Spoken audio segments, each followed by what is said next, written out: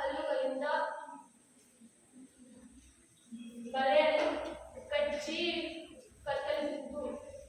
ಇದೇ ಇಲಿ ಇದೇ ಇದೇ ಇಲಿಯನ್ನು ಧನ್ಯವಾದ ಹೇಳಿತು.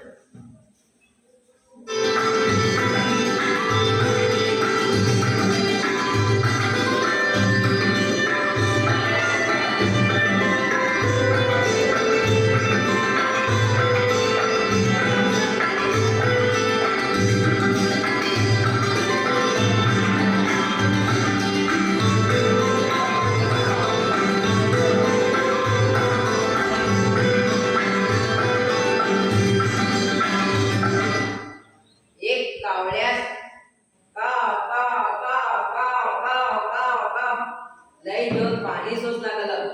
तो कावळा सगळं हिंडला. पाणी गावण एका बावीकडे जाऊन बिंद्यात असलेलं पाणी बघता. वाकून बघण्यासाठी त्याचं तोंड पोचून आहे. तुमचं तोंड पोचून नसल्यास तुम्ही काय करतायशी? कावळा एक उपाय केला. बाजूस असलेले गुंडे घेऊन एक एकच बिंद्यात घातला. पाणी वरतेल. कावळा पाणी पिऊन काव काव काव काव काव काव काव म्हणून जाऊन टाकला.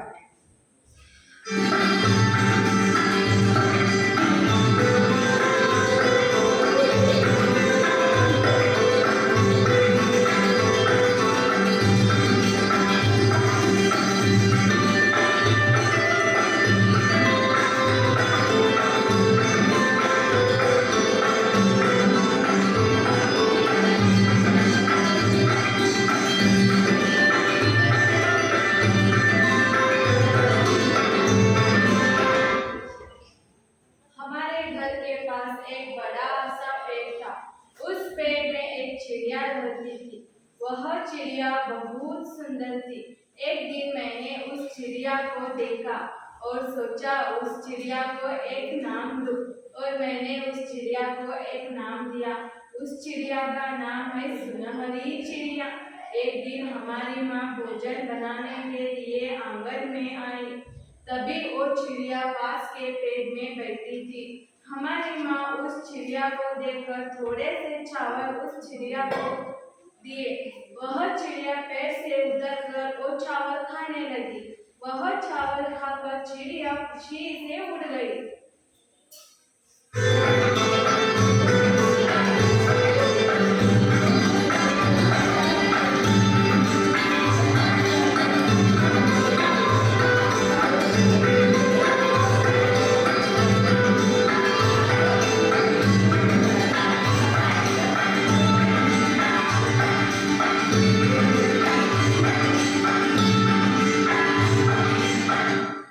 ಒಂದು ವಿಚಿತ್ರವಾದ ಎರಡು ತಲೆಗಳ ಪಕ್ಷಿತ್ತು. ಆ ಪಕ್ಷಿಯು ಹಾರುವುದನ್ನು ನೋಡುವುದು ಆಶ್ಚರ್ಯ. ಅದಕ್ಕಿಂತಲೂ ಆಶ್ಚರ್ಯವೇನೆಂದರೆ ಅದು ತಿನ್ನುವುದನ್ನು ನೋಡುವುದು.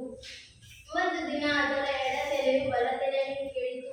ಪ್ರೀತಿಯ ಬಲತಲೆಯೇ, ನೀನು ರುಚಿಕರವಾದ ಆಹಾರವನ್ನು ನನಗೂ ಸ್ವಲ್ಪ ಇಡಬಾರದು? ನಾನು ಕೂಡ ಅದರ ರುಚಿಯನ್ನು ನೋಡುತ್ತೇನೆ. ಬಲತಲೆಯು ಹೇಳಿತು. ಅದರಲ್ಲಿ ಏನಿದೆ?